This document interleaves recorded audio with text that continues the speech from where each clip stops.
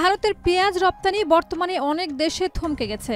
দেশ জুড়ে পাইকারি দাম কমলেও রপ্তানি বৃদ্ধিতে বড় কোনো প্রভাব দেখা যাচ্ছে না। বিশেষজ্ঞদের মতে এর মূল কারণ হলো প্রতিবেশী বাংলাদেশে আত্মনির্ভরতা বৃদ্ধি, পাকিস্তান ও চীনের মতো নতুন বাজারে মনোযোগ দেওয়া এবং ঘরোয়া বাজারে দাম নিয়ন্ত্রণের জন্য ভারতের রপ্তানি সীমাবদ্ধতা।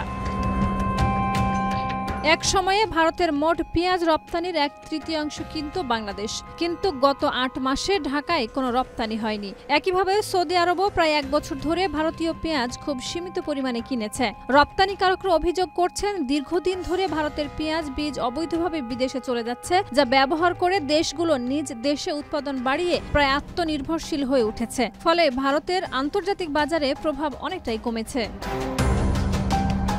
2023-24 অর্থ বছরে ভারত বাংলাদেশে 7.24 লাখ টন পেঁয়াজ রপ্তানি করেছিল, যা মোট রপ্তানির 42%। কিন্তু 2025-26 সালের এপ্রিল থেকে সেপ্টেম্বর পর্যন্ত রপ্তানি মাত্র 12,900 টনে নেমেছে। রপ্তানিকারকরা মনে করছেন, ঘরোয়া দামের উঠানামা ও বারবার নীতি পরিবর্তনের কারণে পুরনো বাজারগুলো বিকল্প উৎস খুঁজছে।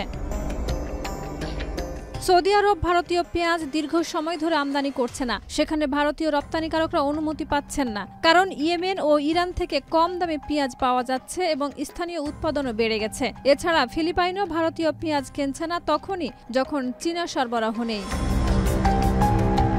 রপ্তানিকারকরা হর্টিকালচার কমিশনের কাছে দাবি তুলেছেন, অন্যান্য দেশগুলোকে ভারতীয় বীজ রপ্তানি বন্ধ করতে হবে।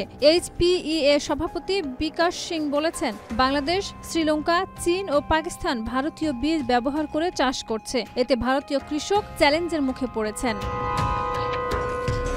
শাহিদা রুবি, মাই টিভি।